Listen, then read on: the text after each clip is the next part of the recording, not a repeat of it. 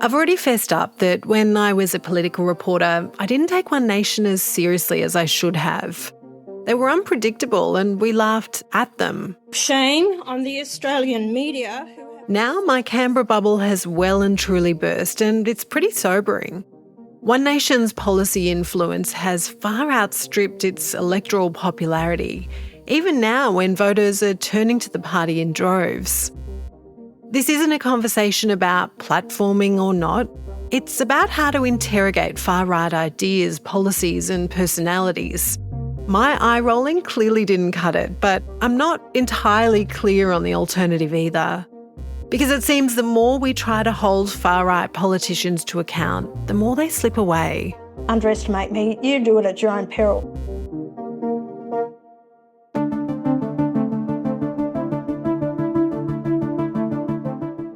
I'm Ashlynne McGhee from The Conversation in Australia, and this is The Making of One Nation. Episode 5, Master the Media.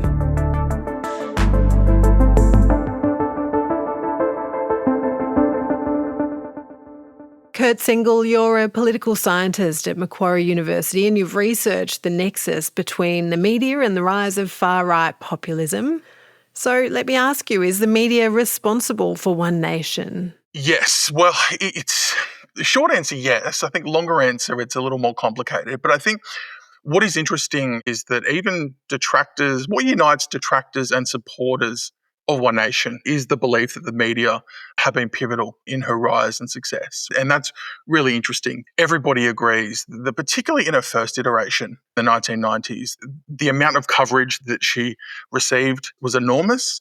And there are even scholars who go so far as to call Hanson a media-fueled phenomenon. I think there was certainly demand for a type of politician and a type of political style like Hanson. But I think that the media were really pivotal to Hanson's rise, both in the 90s and also her return in the 2010s. How would you describe the role that the media has played throughout Pauline Hanson's career? The role the media have played has been one of visibility and amplification, and it's really a love-hate relationship. Hanson and One Nation really understand how important the media are. From the outset, they've gone out of their way to generate media coverage, so they know how important the media have been, but at the same time, they see the media as the enemy. During the 90s, they would kick journalists out of sort of One Nation meetings. They would eject them from election night parties. So if you could just relax and wait for the police to arrive and arrest those people who have Particularly Hanson herself views the media as part of the elite who were really set out to destroy them. For 23 years, I have been targeted by the media with their biased political agenda, who have not bothered to report the full facts or give me a fair go. Hanson's advisors sort of loved the antagonistic relationship that Hanson and One Nation have with the media. Whenever the media were attacking her, essentially they just saw her popularity increasing. Hanson, I think, recognises that too, but she really does see the media as having a personal grudge against her and really sort of setting out to destroy her. To the media here today, you have come here baying for my blood and I will not give it to you. So there is that intense hostility towards the media, while also recognising that the media have been so critical to their rise and success. What are the origins of that grudge? The origins of that grudge are really around the personal nature of the media coverage during Hanson's introduction into politics. I think Hanson felt like it was really unfair, really quite personal. She felt that they were sort of digging into her private life. It focused on Hanson's love life, her motherhood, her former relationships, the way she looked, the way she dressed. So there absolutely was a gendered element to this. This wasn't just political, but it was personal. And I think that sort of started that toxic relationship. At the same time, though, Hanson had a lot of support in popular sections of the media, whether it's talkback, tabloid media. So we shouldn't assume that the entire media was hostile or antagonistic to Hanson. It's interesting because for someone who has such a deep dislike of the media, Pauline Hanson as an individual hasn't shied away from it at all at any stage throughout her career. It's not just a party strategy. It seems to be a very personal strategy. Absolutely. I mean, we saw that it was within, I think, a few months of her being released from prison in 2003 that she was a contestant on Dancing with the Stars. And that really started her journey into a celebrity. So Dancing with the Stars, Who Wants to Be a Millionaire, a range of reality TV shows, and I think probably most importantly, regular spots on breakfast television. That was really pivotal. And now we're joined by the leader of One Nation, Pauline Hanson. Pauline Hanson joins me now. Pauline Hanson. The woman of the moment, Pauline Hanson. Thanks for joining us, Pauline. These regular spots on breakfast TV, which really suited Pauline Hanson, that broad demographic, coming on as sort of like a controversial truth teller. So again, it's that irony that Hanson loathes the media, but has really gone out of her way to attract the media, to stay in the media headlines. And it's not unique to Hanson. It's something that we see with Trump, right? The media have been so central to Donald Trump's rise, and yet he despises them, calls them fake news. I'd like to welcome the fake news media, which is back there. I don't talk to CNN. It's fake news. ABC fake news. One of the worst in the business. It's something that really typifies the relationship of the modern far right and the media. Without wanting to generalise, I think we can say that the media have played a pretty pivotal role in the rise of most contemporary far right and populist movements. When we look at someone like Nigel Farage, who's essentially doing what Hanson's doing at the moment in the UK, which is really sort of dominating the polls, he's had quite a similar trajectory in terms of receiving sort of disproportionate media coverage. We've seen him as a reality star, just like Hanson. We've seen him receive a huge amount of media coverage, media platforms, and that's probably one of the most important elements of this discussion is that one of the reasons why the far right have been so successful in the media over the past couple of decades is because there's an alignment between the commercial interests of the media, the desire to sell newspapers or generate traffic to websites, and sort of the controversial, scandalous type of content that the far right provides. So it's this convergence of goals, which sounds a little technical, but it's been described as a symbiotic relationship. And what we've seen globally is figures like Donald Trump, Nigel Farage, Pauline Hanson receive disproportionate levels of media attention and coverage relative to their electoral footprint. And that has been enormously beneficial for them. And it's largely built around that idea that the far right sell, the far right attract attention, and the far right sort of align with the commercial imperatives of media organisations. It might be a tricky question to answer, but where does the balance of power lie in that relationship? It depends, I think, where the far right party is in terms of their journey. The media have a lot of power to grant outsider fringe parties with like legitimacy and momentum and exposure. So that's really important, particularly at the outset of a far right movement when they're quite small. The media clearly have the power in that relationship. But I think once a far right movement becomes prominent, then I think it becomes a case of the media chasing them, because the media, they have something that the media wants, which is the ability to attract headlines, views. So yes, I think initially the media plays a really important role in taking a fringe party, a fringe movement, and granting them that legitimacy, that momentum, and that amplification. What about with One Nation? Does One Nation still need mainstream media? I think they do, but I think the dynamics of the 21st century have changed that. And with the emergence of social media, digital media, that gave her the control to be able to speak directly to her supporters without the interference or mediation of journalists. So the media's power as gatekeepers has declined in the 21st century. And I think that it's important to perhaps understand the far right sort of operate really well in this hybrid communication era. It's almost a perfect storm for the far right. Algorithms favour their style of communication, that controversial, polarised content. Social media now if you can believe it, is even more conducive to the far right, given that figures like Elon Musk and Mark Zuckerberg have really wound back policies around content moderation. So the digital environment really favours the far right. The traditional media environment still really favours them. And you have far right employing like hybrid media strategies that really effectively sort of target both elements. It's one of the reasons why I think the far right have been so successful is that the media and communication and information landscape really suits them. After the break, could One Nation be the most technologically progressive party in Australia?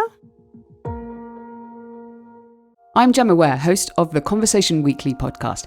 Each week, I speak to an academic expert about a topic in the news to understand how we got here. From global politics. World War II has this very long shadow in all of East Asia because there's a lot of unfinished business. To the latest scientific breakthroughs. The drug has been shown in real-world environments to be highly effective at preventing HIV. Or the big dilemmas facing our planet. We have actually stumbled in the last few decades into a system where those products that we rely on for the economy to be sold every day are pollutant. And they're polluting things very badly indeed. My guests draw on their deep research knowledge to pull out what really matters so that you can understand the context without the spin. Follow The Conversation Weekly for new episodes every Thursday wherever you listen to podcasts, and read more stories direct from academic experts every day on theconversation.com.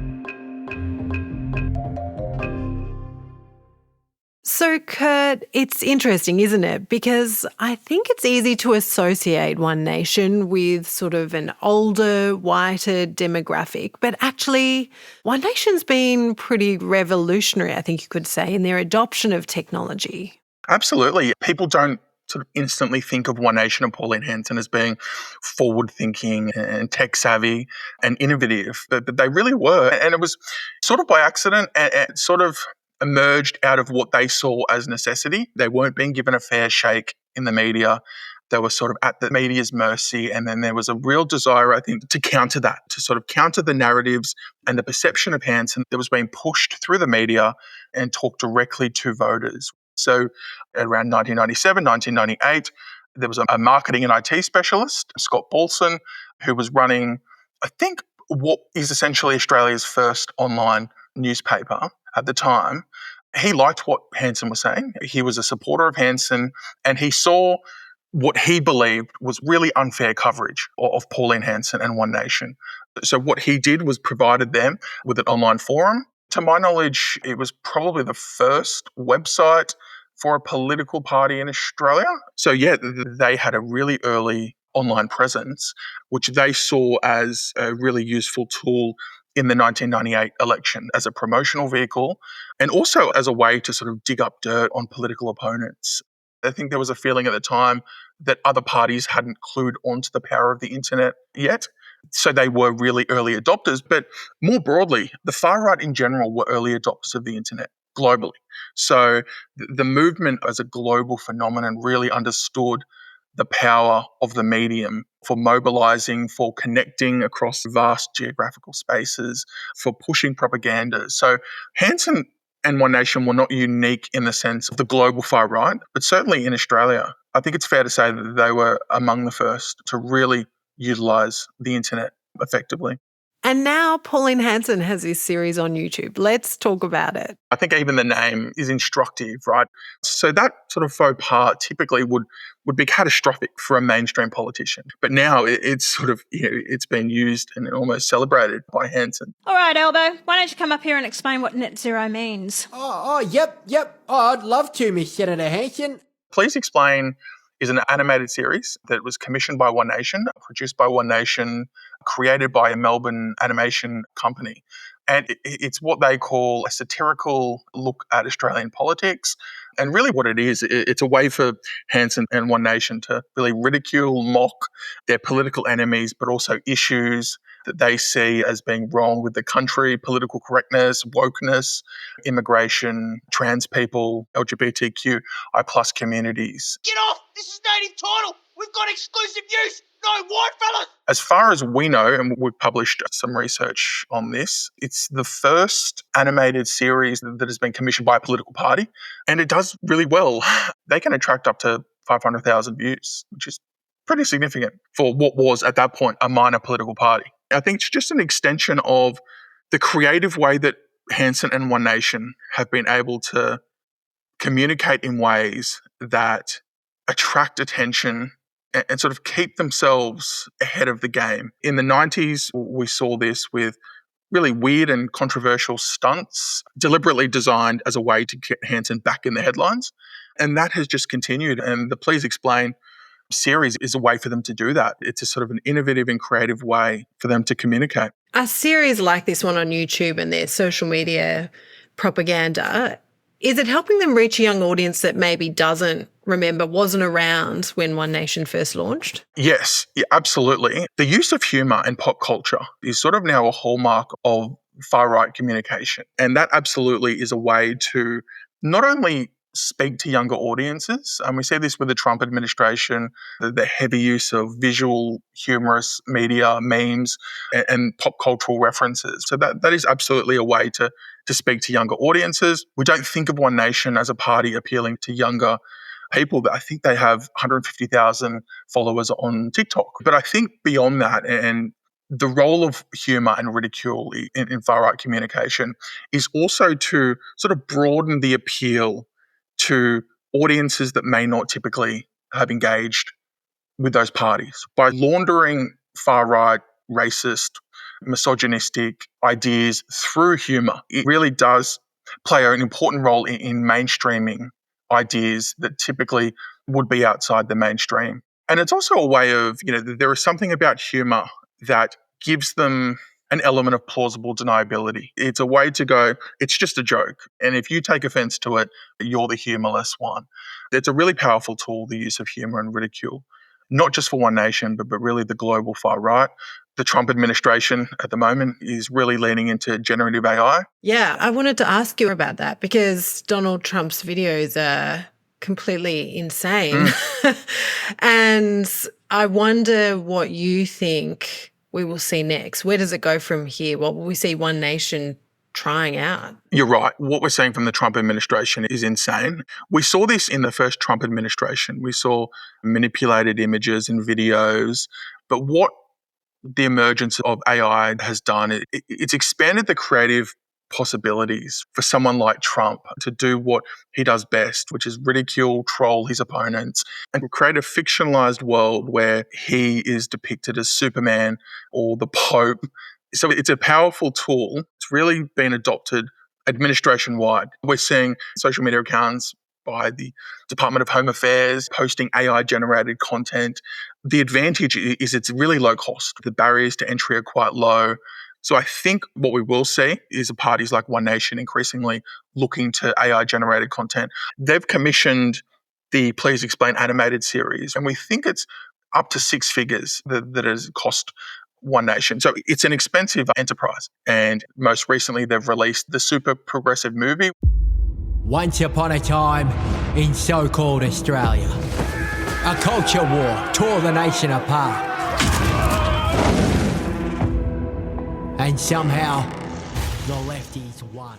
Which is the feature-length movie version of the series, which they're charging $15 for. So I think it's a financially beneficial vehicle, but nonetheless costs a lot of money to produce. The Australian Electoral Commission is increasingly concerned with the role of AI in elections, election conspiracies, and manipulated media designed to undermine Australia's democratic system. So I think that is the particular concern, right? How AI will be weaponised.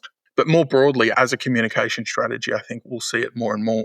Talking to you, Kurt, I can't help but feel that as a journalist and the media more widely that we've completely failed here. Yeah. Yes. You're not going to absolve me of that, are you? No. No. Look, I think it's tough. I don't want to put the boot in too much, but I think what the media struggles to understand is that the far right are different. And what has typically worked for mainstream parties and politicians really just does not work with the far right. Far right parties deliberately try to attract negative coverage. Professional political parties go out of their way to avoid scandal, to avoid controversy, where far-right parties lean into it. And I think during the 1990s, there was a sense that the media thought that they could take Hanson down. If they could do a tough interview that pointed out flaws in her policy knowledge in detail, that would expose Hanson.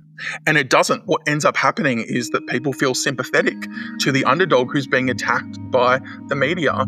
And we still see this today, that the belief that journalists can hold far-right figures to account. And what ends up happening is the far-right figures who come on, whether it's Trump, Hanson, Steve Bannon, they get the exposure, they get the legitimacy. And yes, so I think the media have struggled to find a way to cover the far-right. But also the pressures on media, rather the commercial pressures, the changes in media industries, I think led a lot of decision-making around coverage of the far-right.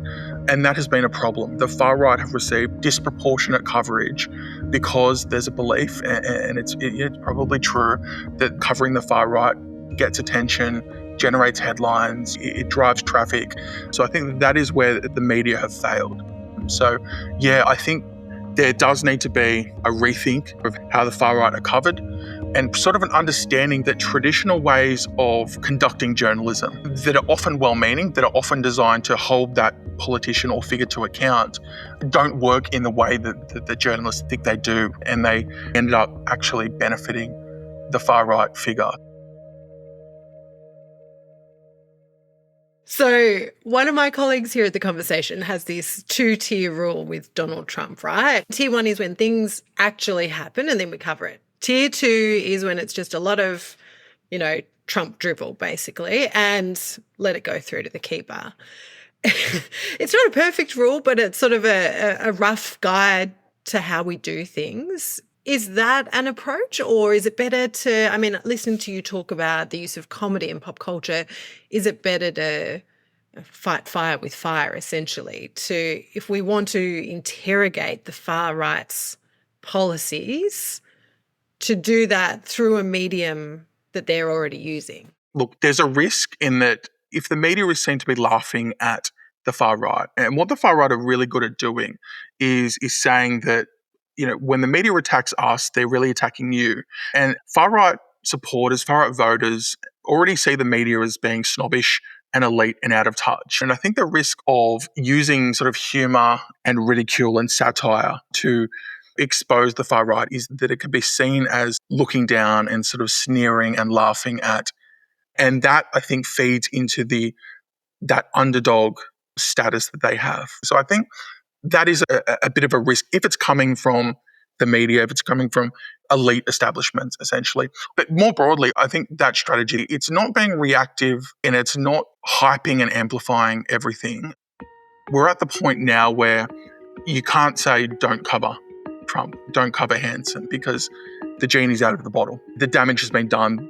But I think it's about sort of being selective in what you cover, how you cover, being careful perhaps not to adopt the framing of far-right issues, and also just understanding that a lot of what the far-right do is designed to generate outrage and controversy.